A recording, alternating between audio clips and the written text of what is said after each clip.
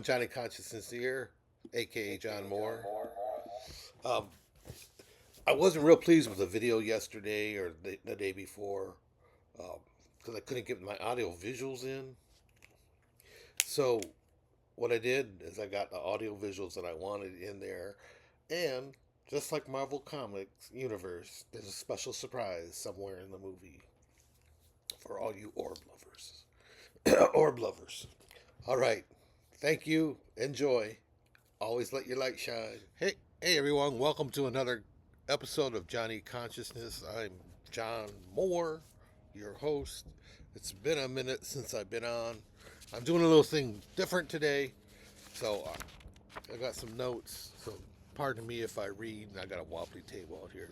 It's a beautiful day here in Northern California, and happy Mother's Day to all who watch us on Mother's Day, and happy day, night, evening, whatever, wherever you are. Right off the bat, this channel is for entertainment, philosophical, spiritual, and educational purposes. And I want to say welcome to new subscribers. I've gone from 36 to, last time I checked was, I think, close to 80. That's wonderful. Thank you for subscribing. I encourage the new subscribers, and even some of the ones that maybe came on board after my first episode 2 years ago. I encourage you to view my first YouTube video wherein consciousness manifested itself with orbs of curious shapes and dynamic light. If you like my content, please like and share and subscribe. Now let's get on with the episode today. Today I want to address orbs and consciousness and kind of put the two together, since that's what my life is all about right now. So I want to talk about the orbs that are interacting with me as well as others, and how they relate to consciousness from my point of view. First, let's look briefly at orbs. A lot of people discount them as lens flare, dust, pollen particles floating in the lens, or moisture getting inside the lens, things like that. So, according to Michael Ledwith, DDLLD, I don't know what those initials means, in the book The Orb Project, published in 2007, which he co-authored with Klaus Heinemann, PhD, Michael states, a lot of people assert that these orbs and plasmoid images appear because the flash reflects off moisture, pollen, dust particles in the air, or because of marks on the camera lens, or because of lens flare caused by the light reflecting off of even numbers of internal surfaces within the lens, and so on. If that were the sole reason for why the orbs are there, then it should be possible to demonstrate identical effects repeated in successive pictures, and I will add videotapes. There's no doubt at all that errors of this kind can readily happen, but with care they can be avoided. And anybody who has any reasonable experience in orb photography can easily learn to spot what effects might come from moisture or precipitation, or dust or pollen particles, and what does not. But it would be absurd, even at this stage of the evidence, to suggest such errors could explain away the orb phenomenon, unquote. Currently in my life, this is me talking now, the quote's over, I'm video recording myself in varying tasks like driving, doing a tarot reading, shaving, meditating, and I just do it to see if orbs appear. Most often they don't, but sometimes they do. You can look at some of my short videos and see them when I've done tarot readings and even driving. I also have a picture, or excuse me, a video of an orb interacting with our dog Starbuck. I'll dig that one up sometime and try to publish it. Personally, I believe these orbs are conscious beings of energy or plasma. I believe some are departed souls, guides, and yes, even angels. I sense this intuitively through consciousness. Recall the old philosophy question: how many angels can dance on the head of a pin? My guess, infinite amounts. As Yoda said in the movie Star Wars Return of the Jedi, luminous beings we are we. Let me get that right. Luminous beings are we, not this crude matter. As I've said many times before, let your light shine. Furthermore, I implore all of us to let our luminosity shine out with compassion and gratitude towards all you encounter in your life. And I'm no saint, my partner can attest to that, but I do try, and that's what we all have to keep doing. Personally, I subscribe to panpsychism. Everything is conscious to one degree or another, from the tarot cards to the microphone I'm using to the laptop. I personally subscribe to this and reject materialism and illusionism. However, some scientists reject my and many others' view of consciousness. According to an article published recently by Popular Mechanics entitled Human Consciousness is an Illusion, Scientists Say, by Stav Dimitropoulos, professor of philosophy. Period. In the article, Professor of Philosophy Dr. Keith Francis says, in part, consciousness doesn't exist. And we only think it does because we are under a sort of illusion about our own minds, a view I call illusionism, unquote. The article continues, quote, in other words, we humans have vastly extended the power of our biological brains, and through powerful tricks like self-manipulation or solid problem-solving skills, we have convinced ourselves we have a unified conscious mind, a self, a soul. But it's all an illusion, according to Frankish. This is referred to as illusionism. However, another well-known biologist and author, Rupert Sheldrake, Ph.D., according to the same article, states, quote, it's an irrefutable fact that not only do we humans have consciousness, but the whole galaxy has consciousness too. Sheldrake is, unquote. Sheldrake is best known for a hypothesis of morphic resonance, a process through which self-organizing systems like termite, Sheldrake is, I'm still quoting from the article. Sheldrake is best known for a hypothesis of morphic resonance, a process through which self-organizing systems, picture like termite colonies or insulin molecules, inherit a memory from previous similar systems. Similar organisms share mysterious telepathic connections, and species share collective memories. This is how your dog foretells when you're coming home and why you feel awkward, or you can tell when someone's looking at you, unquote. So how do orbs and consciousness relate to you and me in this material world? For me, as I said earlier, I reject materialism and illusionism. And I used to be solidly in their camp up until 3 or 4 years ago.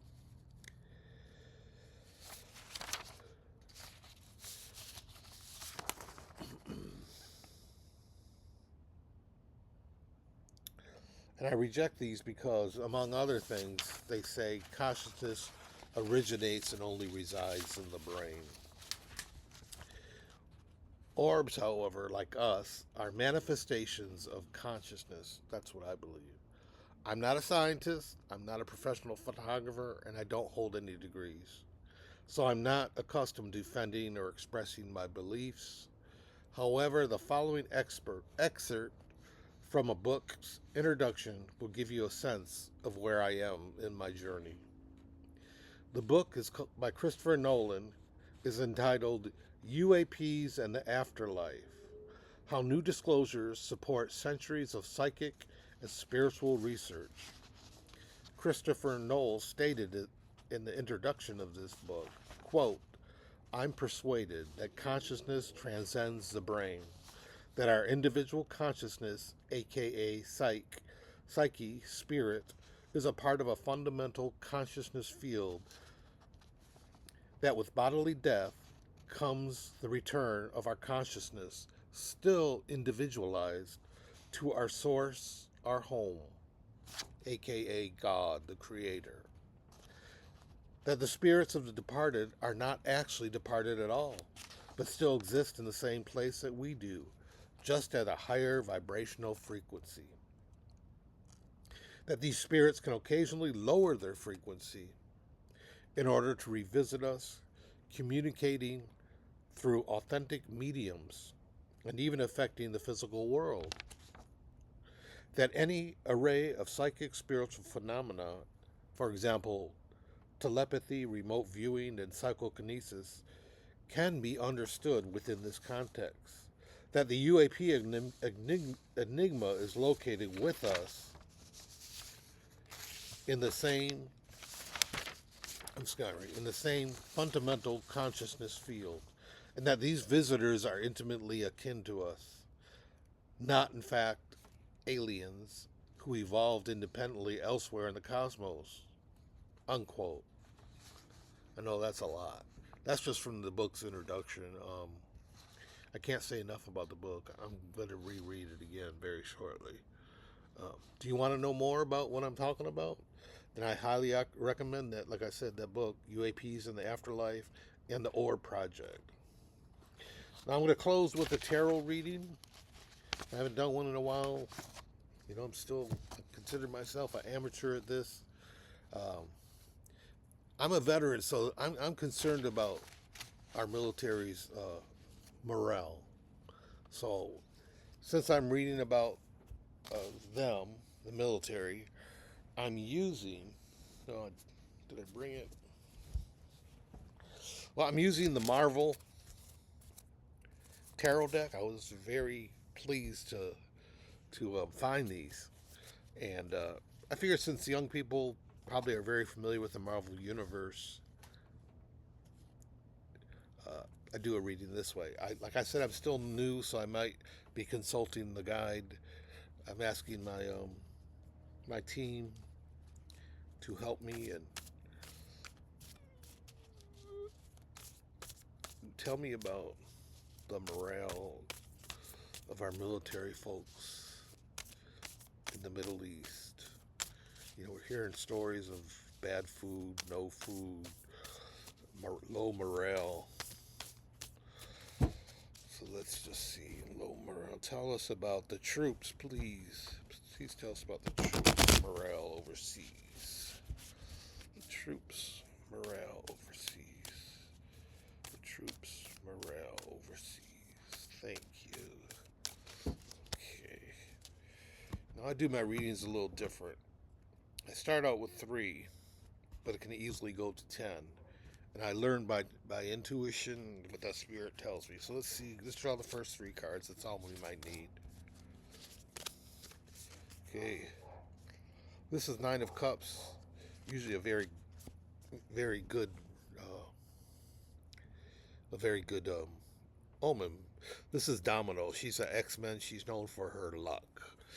However, right now, or at least in the recent past, soldiers haven't been feeling very lucky at all.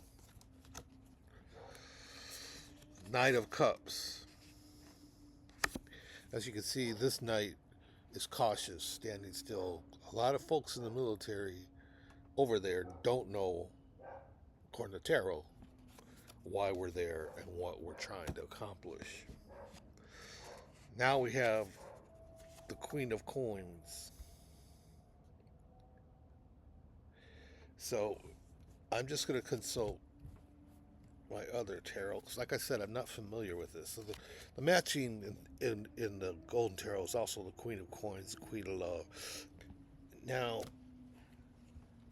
this character is called the Black Cat. She's a professional thief and lover of one time of Spider-Man. And she's very aggressive. So, taken with this other card of caution, and then we get her. I think this represents the military leaders just saying, we're the USA, we can do anything, so just follow your orders and do what you're told. So let's just pull a few more cards, because I'm curious about that. So I'm just arranging it here so I can do that. Let's pull 3 more cards. 1, 2, 1. I want to keep everything straight. 2, 3. I'm going to pull 4 cards. 4. This is the world. Upside down. Israel and the United States attack on Iran has the world completely confused. Economies are turned upside down. And as far as the troops go, they know this. They know how people are looking for us, and they feel it. 3 of Swords, reversed. Again, this tells me that although our troops are prepared, their heart isn't in fighting. Not this war. And then we have Spider-Man and Mary Jane reversed. Major Arcana, the lovers. Of course, we're talking about our troops here. So they miss their families, they miss their loved ones, and they want to go home. And then I have to consult again, I'm so sorry, the Knight of Coins.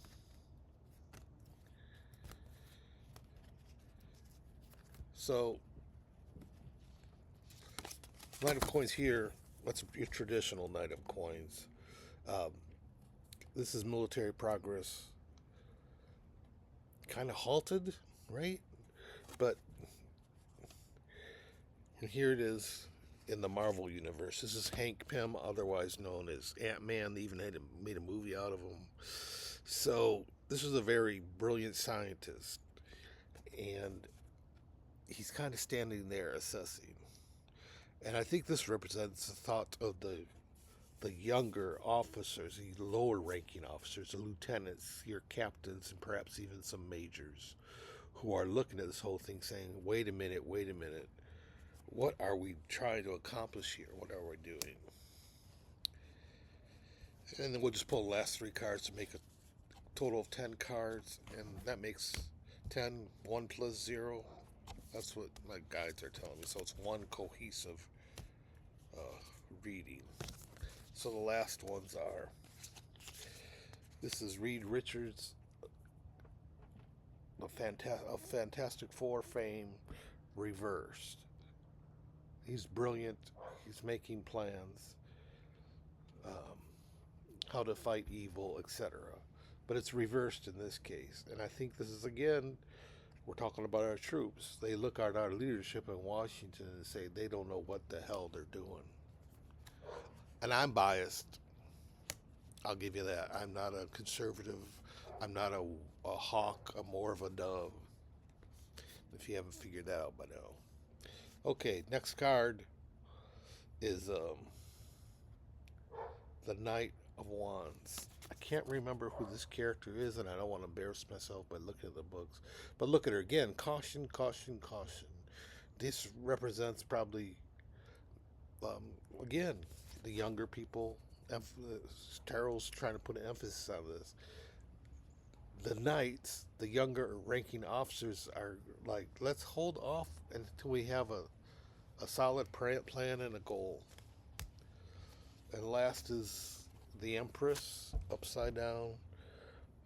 This represents, I think, the morale of our troops.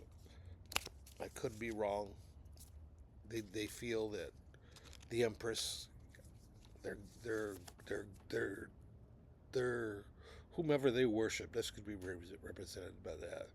Is not hearing their prayers. They want to come home, and they don't want this fight anymore.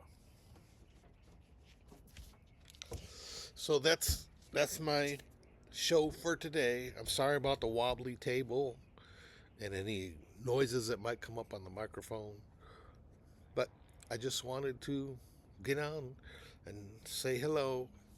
Please like, share, and subscribe and comment. I'd love to read your comments and get some feedback on what you would like to see or have me cover. Um, so I'll leave it at that. Until next time, always let your light shine. And those times when you can't or you feel unable to, just try. Like I said, I'm no saint, but we are luminous beings inside this flesh.